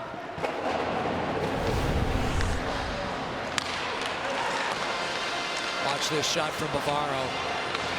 Nothing but iron. The follow-up from Knuble. Oh, real good. That actually went off the arm of Soulier. There's the poster. And watch Soulier get back, pushing off of that left foot. And he gets it with a right blocker. That's a nice sequence there from the Nittany Lion goaltender. It's been great to see Soulier play the way he has tonight. You know he has to have been beating himself up with his performance this year, considering how well he played last year, how well the team overall has played in front of him. He knows that with better play, they likely have a different record as a penalty's coming here. Oh, they pass it into their own net, and the game is tied with the net vacated. Thanks. Notre Dame passes the puck back into their net on a delayed penalty, and it's 3-3. A disaster into their own end. Don't see this happen very often, especially in college hockey. Jeff Jackson talks about this team shooting themselves in the foot. There's the penalty. Laubach was getting the penalty. It gets passed back and actually deflected by the netminder. And that was Ryan Bishel. Penn Watch State Ryan penalty Bishel number stick. 29, 2 minutes for hooking. It gets passed back by, and I believe that was Janicki, and it goes off of Ryan Bishel into the net. An own goal. The good news, though, I know it's a tie game. The good news, the penalty stands, so Notre Dame on the power play. I've seen it once before. Steve, I assume you've seen it before? You ever been at a game I've been when on it's the happened? ice. Okay. I've been on the ice when it happened. I was with the Detroit Red Wings. I was behind the net with Paul Coffey. I think we were playing Pittsburgh. They threw it all the way back on a delayed penalty. And because Paul Coffey was closest to the puck, he was awarded the goal. So, yeah, I've been on the ice when it happened. How do the Irish respond? Moynihan looking for the hat trick. Almost had it, and it's cleared out. He's had the hot hand, and he wants the puck right now, playing with tons of confidence. Another solid stop from Slaggert. If you're an unbiased observer tonight, you've seen about as entertaining a hockey game as you can imagine. All kinds of intrigue, drama, penalties, and now one of the rarest goals you'll ever see with the net empty. It goes off of Bishel's stick as he's getting off the ice, and it ties the game. Yeah, I mean, there's things in this hockey game I've never seen before, and it's all unfolding in 60 minutes. It had a goal. Penn State scored 2 of the strangest goals you can see. They had a goal that was counted, and then a 1/10 of a second afterwards. 5-minute major. 5-minute major on a hit to the head. Then they score again. Janicki's playing it back, and it hits the stick of Bishel. Justin Janicki trying to throw it to a defenseman, I believe, and then Bishel, you know, and he puts his glove up right to his helmet. He realizes that, my bad. Bavaro's had some good shots. That one just a little bit wide. Yeah, and after all that, you remember they get on the power play because it was a delayed penalty. What an opportunity still, and Danny Nelson retakes the lead for Notre Dame.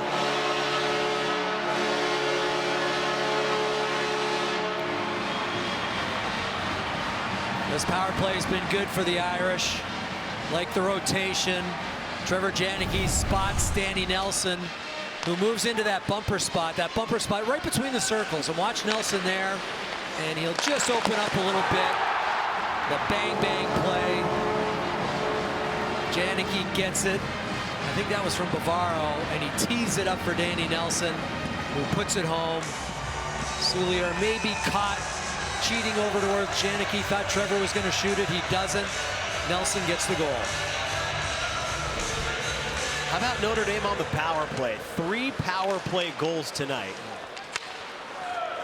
They were clipping under 17% before the game started. They'll be happy to see that number climb closer to 20. Well, Patrick Moynihan talked about it. The importance of getting the power play going, and they have tonight.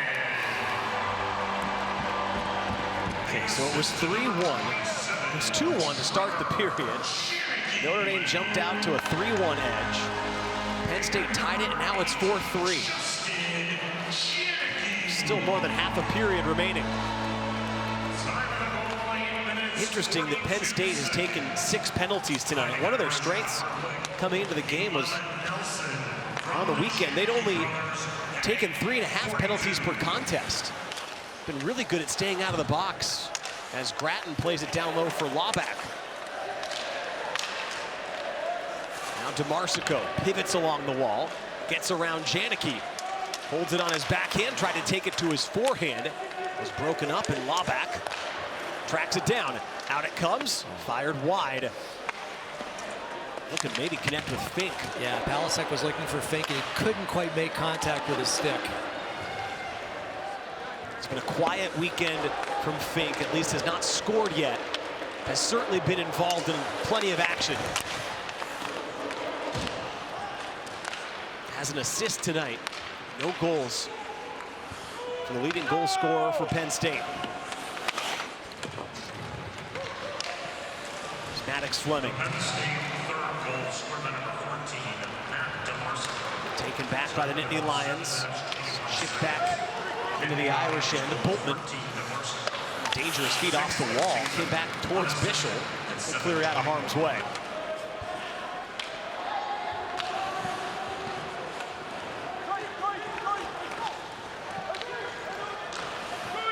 Now Berger lofts it high in the air. Gives Crespo a chance to chase after it. Sarlo takes it back. Jaden Davis in his own end for Notre Dame. The spin played off the wall, and it comes back out the opposite way. This is tipped up high towards Bischel, and he's not going to take any chances. 8:48 left in the third, and play will stop. An eventful third period of play. And still, Notre Dame clinging to the 1-goal lead with less than 9 minutes to go. 7 goals have been scored in the game tonight between Notre Dame and Penn State. Go all the way back to the first period. Laback got the action started.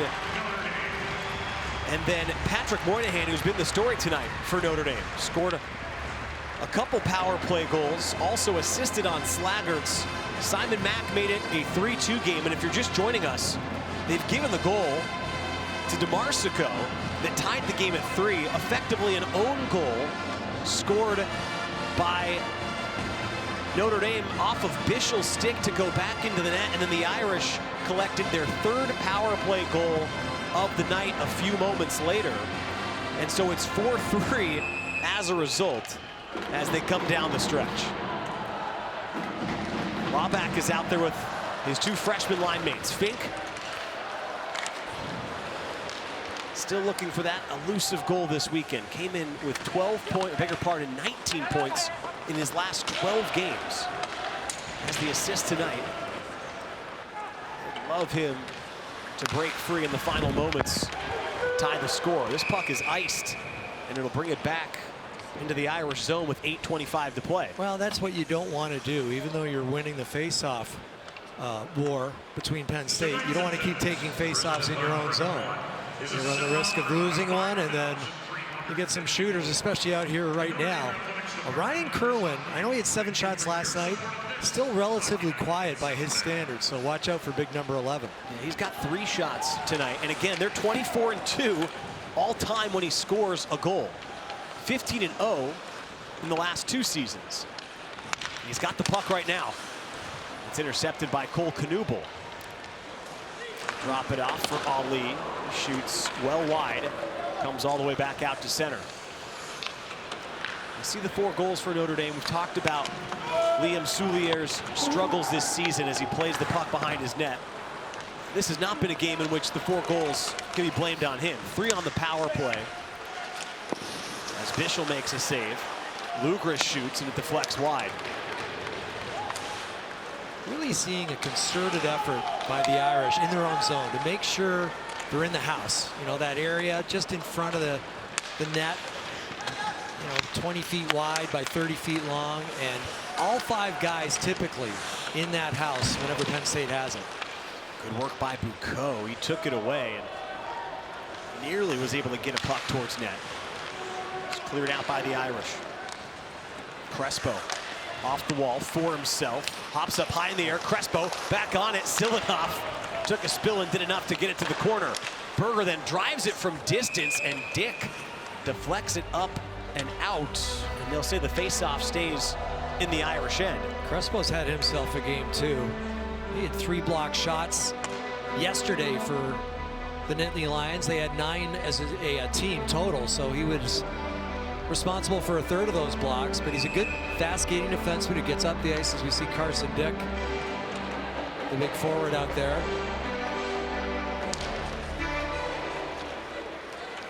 Seven minutes left. Notre Dame 7 minutes from a sweep.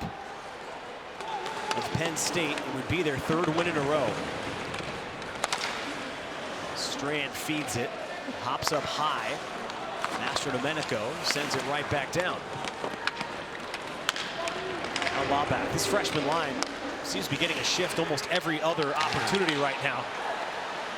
DeMarsico carried it out, so he has to drop it back for Crespo. Yeah, I think he thought that the puck had come out over the blue line. If it stays on the blue line, it's still technically in, so he could have taken it back in, but he played it safe. And they can change now. 5 new bodies come on as the puck goes into the corner. Soulier stops it and allows Dowd to carry it around his net. Tipped up ahead for Dick. It's out of his reach. No icing as play continues. Looking for Servano. Comes out for Dowd. He winds it up, drives, didn't miss by much as it goes wide of the frame.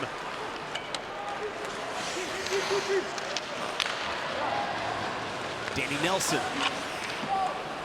pivots, sends it down low. Simon Mack plays it off the wall. Knubel's got it.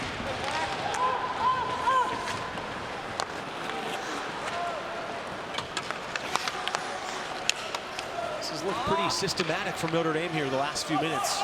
Once they got that important go-ahead goal. Yeah, they've broken the puck out of their own zone very efficiently.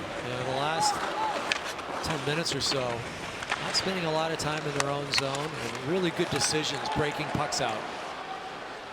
Jeff Jackson's talked about that in the past, just puck management, clean breakouts, and he loves it. Feed in front. Oh, Bischel denies Kerwin on a great feed from Lampa. Boy, those redirections so tough. Bischel perfect. Geniev, his shot is blocked. Henry Nelson gets in the way, and it comes back out. Soulier sends it off the wall. Geniev gets it out to center, but Grant Silmanoff for Notre Dame takes it back. Justin Janicki almost was able to weave his way through all kinds of Nittany Lion traffic.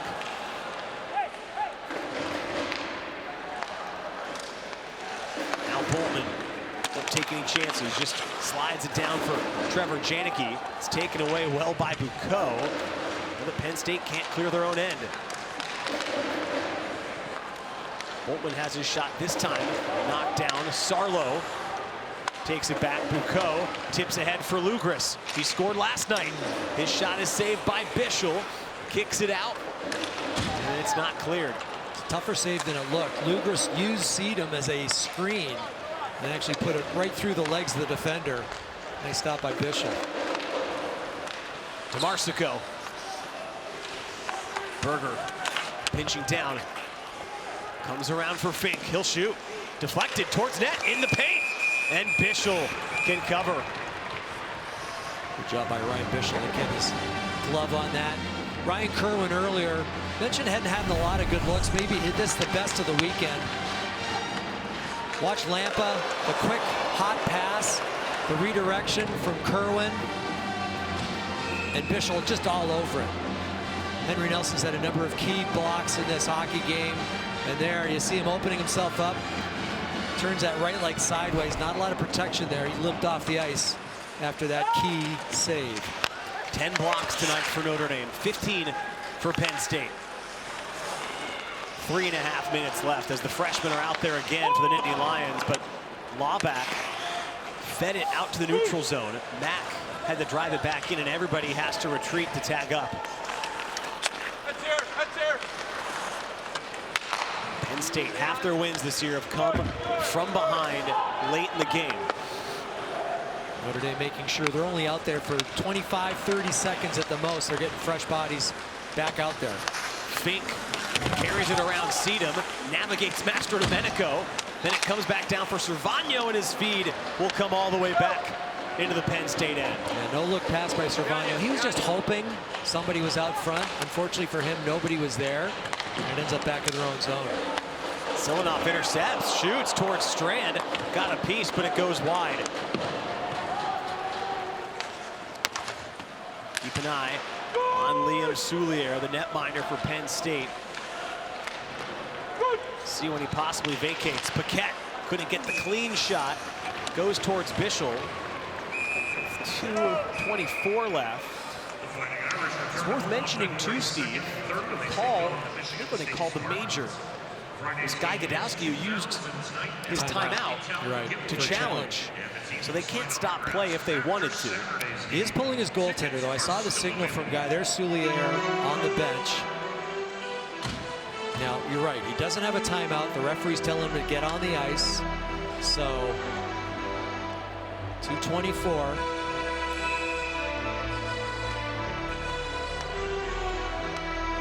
And the keys here empty net, you got to win this draw. And they get pucks to the net and then puck retrievals. Face off. Puck's loose in the circle still. It's Janicki trying to carry it out. Couldn't do so. They get a shot towards Bischel that time. It's Lampa firing it low, but it at least lets them set up the forecheck down the offensive end. As the clock approaches 2 minutes, Lampa working for the puck. Coming down is Grattan to hold it in. Now Sarlo behind the net. Pivots a shot that goes all the way around. Grattan back down low, centered in front. And a whack that time from Lampa goes wide. Now Landon Slaggert intercepts. He's got a chance to fire at the empty net. Sends it ahead. It's Trevor Janicki, and he scores.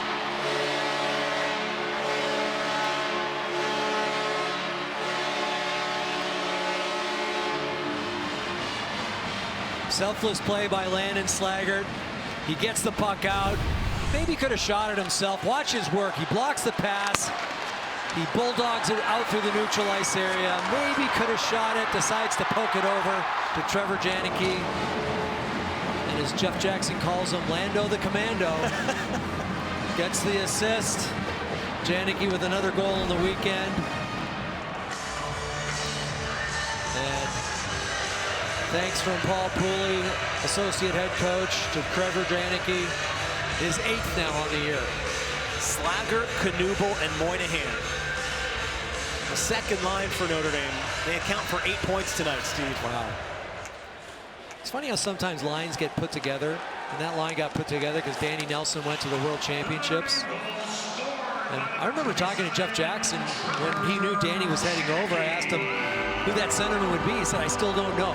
And he'd mentioned Trevor Janicki's name. I don't know if you remember that conversation, but Trevor Janicki was going to maybe get a look there. And I think he knew that Cole Knuble would ultimately be that guy, and he has been the guy, and it's worked out very well for the team. Okay, they'll pull the netminder again.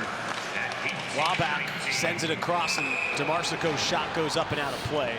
So we'll get a 6-on-5 face-off with 1:06 left. Nice deflection there from Michael Mastrodomenico, just getting his stick on that shot from DeMarsico.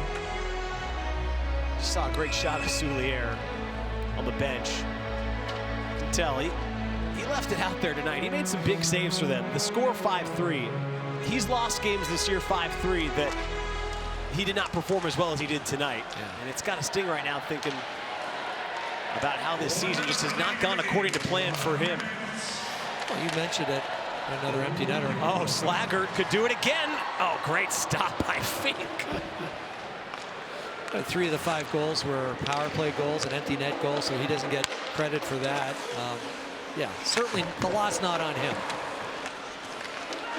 Figure maybe did he find a way to unlock a few things as Danny Nelson can shoot at the empty net, and there's the 6th of the night. Danny Nelson has his 2nd, and the Irish will get the sweep. Well, good defense by the Irish, especially through the neutral ice area. You know, a failed shot towards the net. I think that was Fink. It was Aiden Fink, kind of fanned on it. Danny Nelson doesn't. And Danny Nelson continues to show his confidence. You know, not only throughout this year, but since the World Junior Championship, winning gold medal for Team USA. You know, he's taken another step forward in his journey in collegiate hockey and also just in hockey in general. So Penn State will head home after this weekend. They've got 6 of their next 8 at home. They get Ohio State. See if they can get right after that. But it's now going to be losses in 6 of their last 7. For Notre Dame, they go into the bye with a good taste in their mouth. It's a 6-3 win in game 2, and the Irish sweep Penn State.